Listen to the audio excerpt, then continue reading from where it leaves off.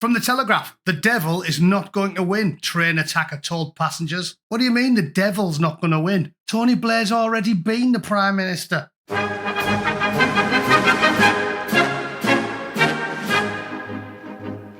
Right then, chaos on the trains this weekend. I'm going to try and give you some actual real-world tactical advice for travelling on the trains, because God knows, turns out you're going to need it, aren't you? It's funny because 2 days ago, my brother was offering to pick me up from the airport when I fly into London, and I knocked him back and said, no, you're all right, I'll get the train. Yeah, needless to say, my travel plans have changed. I'll read this just in case you live under a rock and you don't know what happened this weekend. But a knife-wielding attacker told passengers the devil's not going to win as he launched a rampage on a high-speed train to London and stabbed 11 people. No one died, only due to the amazing advances in medical technology, and that's how they've been juking the statistics for years. They love touting the statistics and saying, murder's at an all-time low. If this was 1980 and we hadn't made all these amazing advances in the last 45 years, the murder rate would probably be through the roof. The only reason those 11 people are still alive is because of the medical expertise of the professionals working in the hospitals. And let's be honest, living in the now totally dysfunctional UK, a nation that's imported 10 million angry fighting-age men in the last 30 years, they're getting plenty of practice, aren't they? Because they're a wee bit stabby, our new guests. A brave train worker remained in a life-threatening condition after attempting to stop the knifeman, while the driver was praised for diverting the service into an emergency stop at Huntingdon Station. Both were hailed as heroes. I was listening to an interview with an eyewitness on the BBC today, and this fella said the gentleman in question there literally threw himself in the way of the attacker, blocked a knife thrust with his head, and got a massive gash on it, trying to protect a young lass. So hats off to him. These are the people, the backbone of the United Kingdom. Lions led by donkeys, as usual. It's funny because I don't think we've ever been the best at anything, but one thing we are good at is scrapping. We love a ruck. When it kicks off, and it inevitably will, the British and the Irish, they're going to get stuff done, aren't they? Because there's two groups of people who you don't mess with if you've got any sense. Train seats were soaked with blood during the attack as an eyewitness compared the scene to like something from a film. Others initially thought it was a Halloween prank. One passenger, Dana Arnold, 48, told the Telegraph she saw the attacker coming at her with a knife. I said, please, please don't. Then something changed in his eyes and he said, the devil's not going to win. Brilliant. So good news.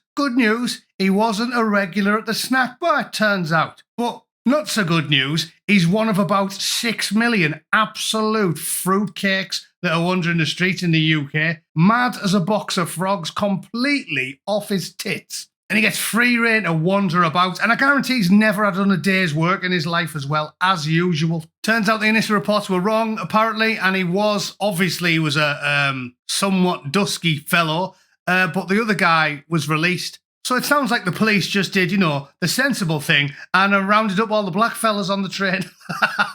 Shabana Mahmood. Some of it was fun. The Home Secretary is also expected to make a statement about the attack in the House of Commons. And here's the rub. What's the government going to do about it, you might ask? Well, of course, they said we also need to take far more knives off the street, and that means we have to dramatically increase the use of stop and search. And obviously we're going to roll out live facial recognition in town centres and train stations, because that'll help to ensure that those who are wanted for breaking the law can't evade justice and go on to commit further crimes. Brilliant. So yes, as usual, the government's idea is to simply increase the authoritarian Gestapo shit. Yeah, never let a crisis go to waste. More facial recognition, more CCTV, endlessly spying on you instead of fixing the problem. Oh yeah, and they've also talked about taking the points off knives and making it impossible to buy cooking implements. Brilliant, but not sorting out the actual problem, which is the endless importing of low IQ, brain-dead, third-world blokes and their endless dependents who do less work than Stephen Hawking's bicycle clips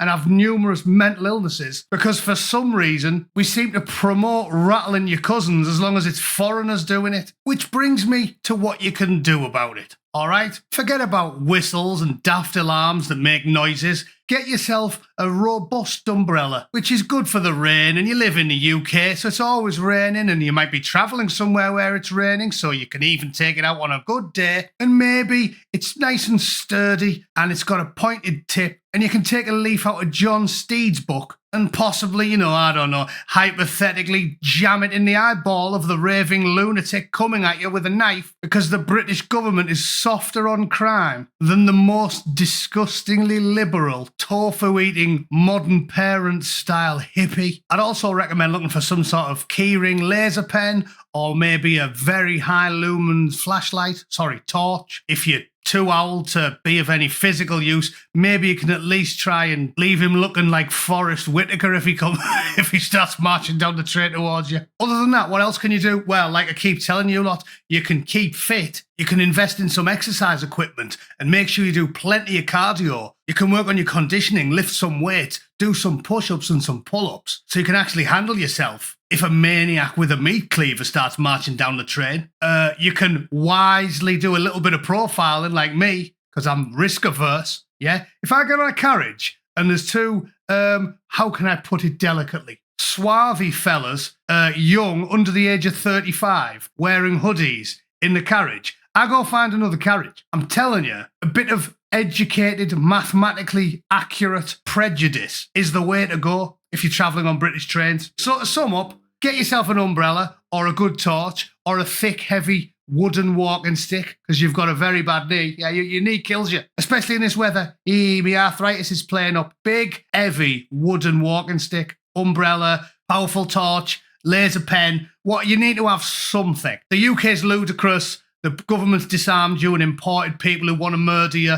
There's not much you can get away with, but do your research. Find something useful and practical that you can carry with you if you're forced to use the public transport in the dystopian hellscape that we've created. Stay fit, stay focused, keep your eyes peeled. Don't wear your headphones blasting your music if you're on public transport. You need to hear what's going on around you. And finally, choose your seating wisely. Profile the shit out of people and get as close to an exit as possible. Also, don't sit with your back to a door. I always do that even in restaurants out here. I always make sure I'm looking at the door and I know where the exit is. You can take sensible measured steps to at least minimize the risk of you getting your life ended by a third world low IQ barbarian who rattles his relatives. All right? But if you want to ignore me and just do as you please, crack on, crack on. I just hope you don't get a screwdriver in your eyeball. All right? That's me for the day, ladies and gentlemen. Thanks for tuning in. This was a public service announcement. You're very welcome. All right? See you later. Cheers.